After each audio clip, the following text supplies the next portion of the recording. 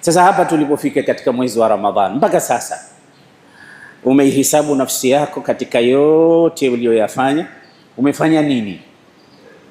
Jipime katika salatu tarawih, jipime katika qiyamul layl, jipime katika funga ulivyofunga mpaka hapa ulipofika, jipime katika qiraatul Qur'an, jipime katika sadaqat, jipime katika mema yote ambayo mwanadamu yanampata tija katika amali zake. Jipime mwenyewe, balil insanu ala nafsihi basira walau alqa ma'adhira.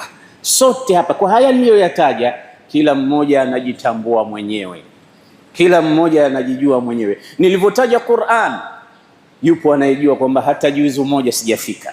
Nilipotaja sadaqa, yupo anayejua kwamba kutokea Ramadhani ianze mpaka leo sijatoa hata shilingi. Nilivyotaja saumu, yupo anayejua kwamba saumu yangu imeharibiwa na madosari mengi kwa sababu mikutwa niko pahala fulani.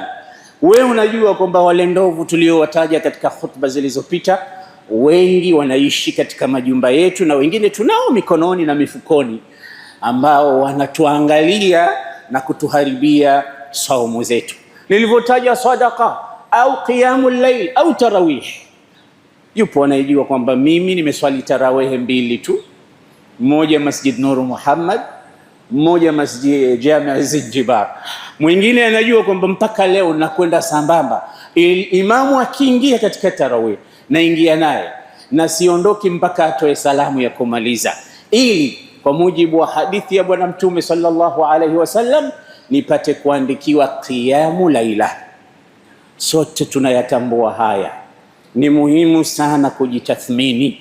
Mtu mwenye akili huwa anajitathmini, anajipekua, sio tu kujipekua alafu anaanza kubadilisha. Alimamu Mawardi Ash-Shafi'i, mmoja katika nguli katika madhhabu yetu ya Shafi'i, imam huyo anasema almuhasabatu takunu fi waqti al-layl. Mara nyingi kujihesabu, unatakiwa ufanye muhasaba wako, kujitathmini wakati wa usiku. Almuhasabatu ala madha au fi madha, fima jara min amalika wa fi'lika fi nahar.